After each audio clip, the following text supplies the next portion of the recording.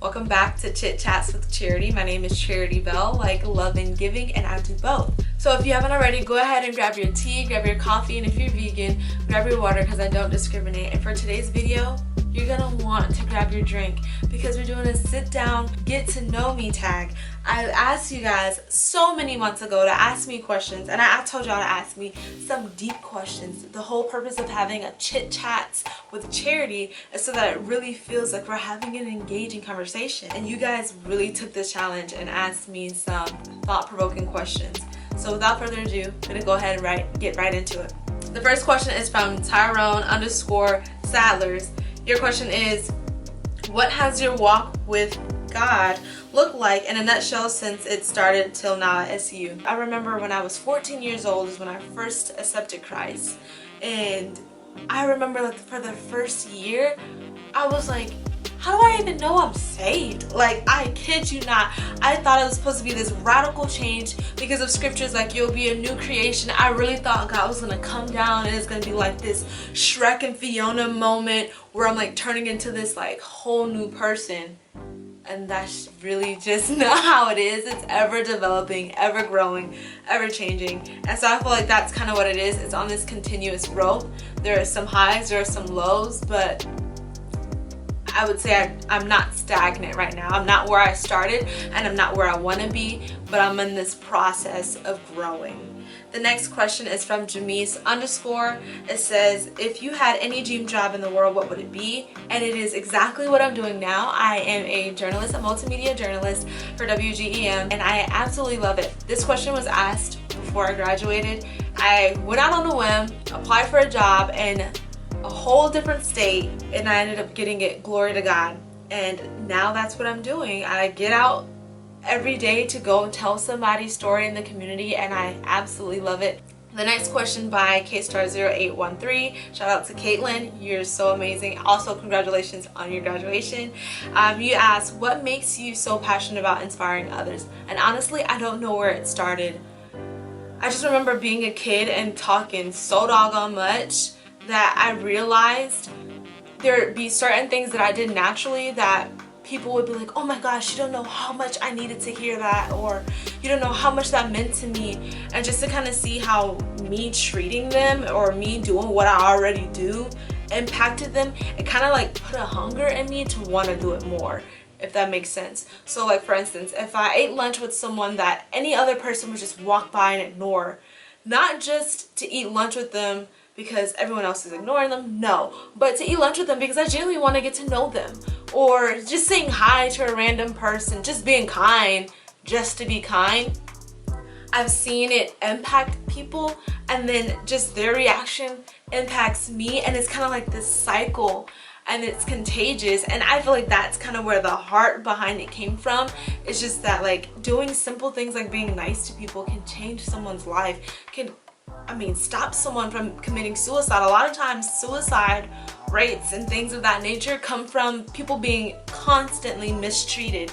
So if me as one person can impact another person's life by me just being nice, I'm just gonna continue to do that. And I think that's kind of where that came from.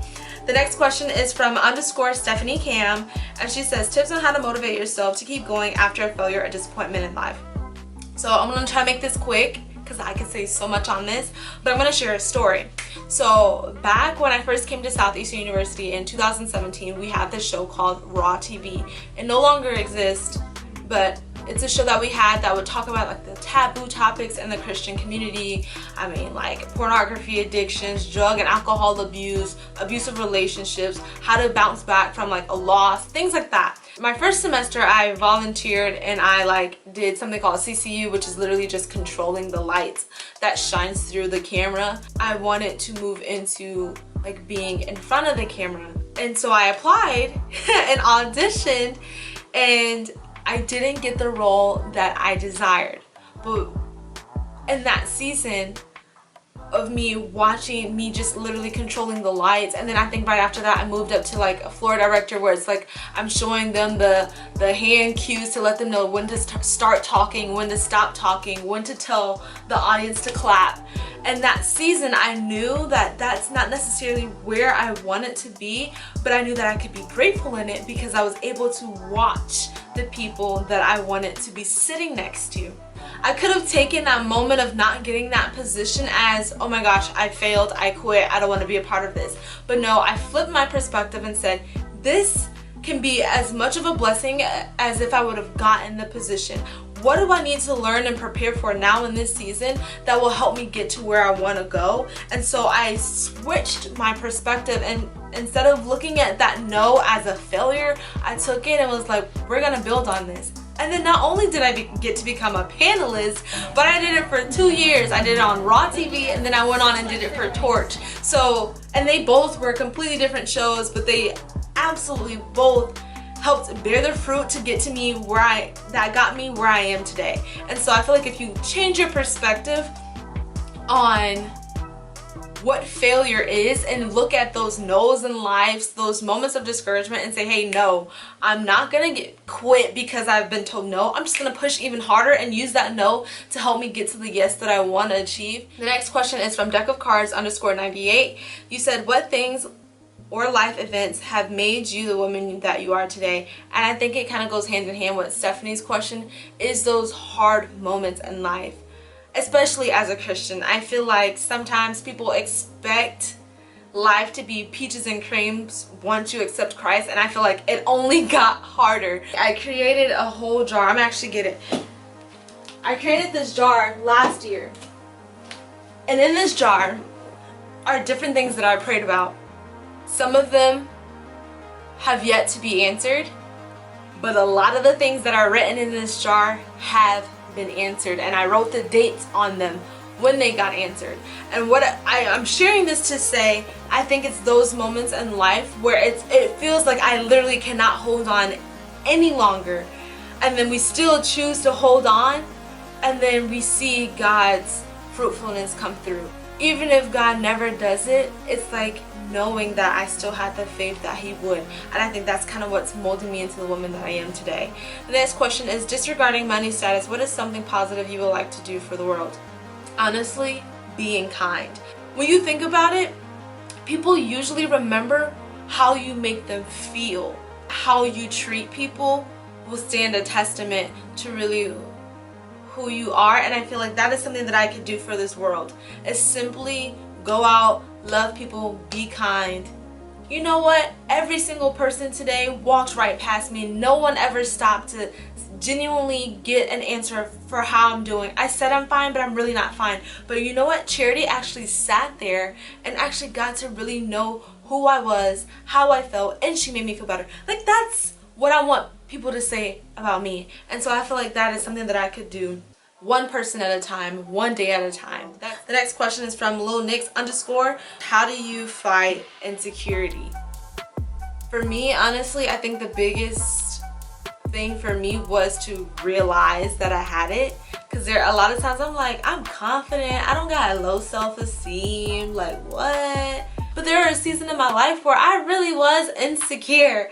But the way that I had to fight it was to acknowledge it and not be in denial that I actually had it. And then that way, once I realized, like, okay, whoa, I'm struggling with comparison. Now I'm able to speak life over that situation and say, no, Charity, you are beautiful. No, Charity, you are worth it. I was able to flip it and speak words of affirmation over myself, but only once I acknowledged that I had the insecurity to begin with. The next question is from Reggie. I'm not going to spell all of that, but Reggie, if you had the opportunity to speak to a group of young black boys, what would you say? That is deep, and I appreciate you asking me this. And I actually wrote a poem, and I'm going to go ahead and put the link to that poem down below.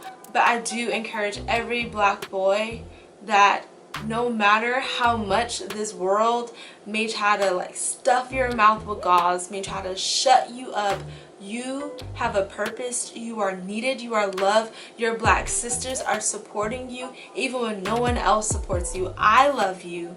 I respect you, and you got this. You can do absolutely anything you put your mind to, and you're not some statistic. You can be and you can do anything and everything you put your mind to. So that is the end of this video, and I'm so thankful for the questions you asked. I hope that everybody has gotten a glimpse of who Charity Bell is.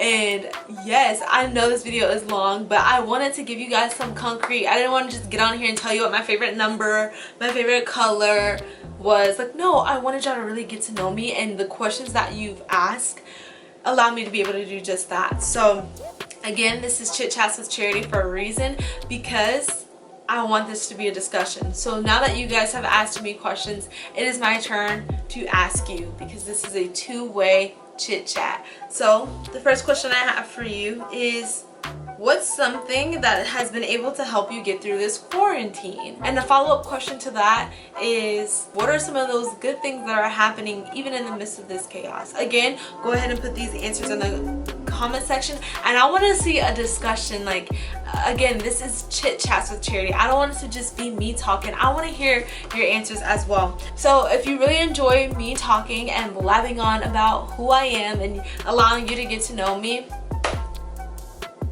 you already know what to do. Like, comment, and subscribe. And more than anything, I'm so thankful for every viewer, every subscriber, and every person that just comes across my video.